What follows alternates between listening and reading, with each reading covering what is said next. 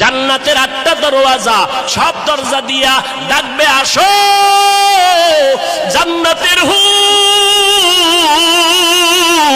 তোমাদের জন্য অপেক্ষা করতেছে, জান্নাতের বিছানা তোমাদের জন্য রেডি। কেন?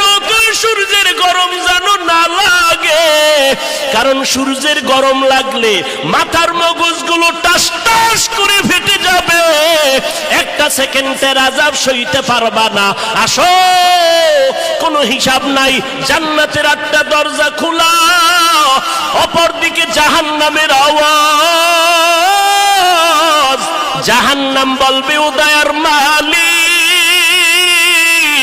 গুনাহগার গুলো আমার পেটের ভেতরে দাও, আমার পেটে ক্ষুধা লাগছে, তাড়াতাড়ি গুনাহগার গুলো দাও।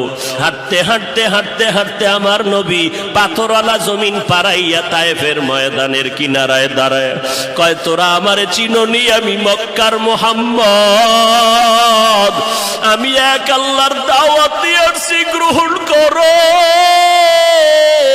এই আসমানের মালিক আমার আল্লাহ, এই জমিনের মালিক আমার আল্লাহ, ওই একটা আল্লাহ, আর কোন আল্লাহ নাই।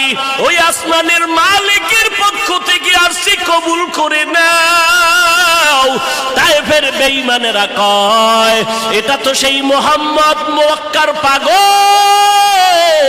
বাচ্চাদের ডেকে বলে, পাথর মেরে মেরে মুহাম্মদের তাড়াইয়া দাও।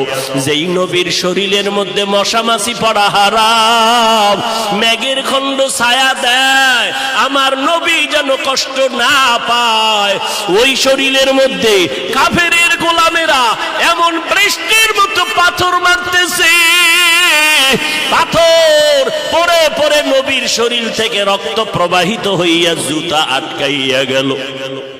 মায়ার নবী কান্না করেন, আর কদম বাড়াইয়া বাড়াইয়া মক্কার দিকে রওনা হলে, আবার যত দূর যায় আবার তায়েফের জমিনের দিকে তাকায়, আর আমার মায়ার নবী চোখের পানি ছেড়ে কান্না করে, আর বলে, ও দয়ার মালিক,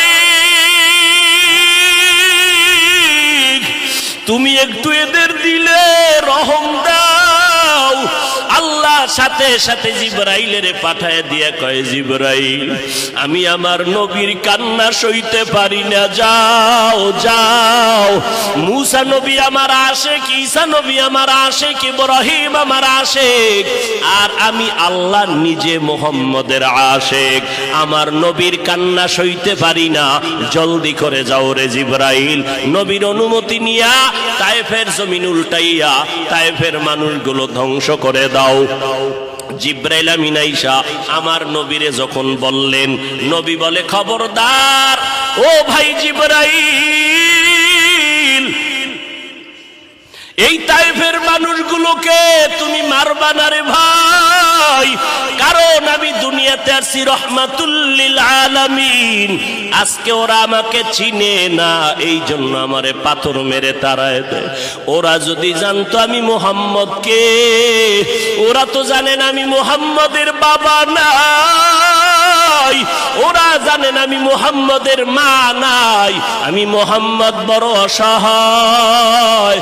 ওরা যদি জানতো আমারে মোহাব্বত করে ওরা আদর করত, পাথর মারতো না। ওরা চিনে না, এই জন্য আমাকে পাথর মেরে তাড়ায় দিতেছে। একদিন যদি কবুল করেন আমার আল্লাহ, ওদের দ্বারা কালেমার খেদমত হবে জমিনের ভিতরে, ওদেরকে মারা যাবে না। ও জিবরাইল, এদের উপরে কোনো আঘাত করে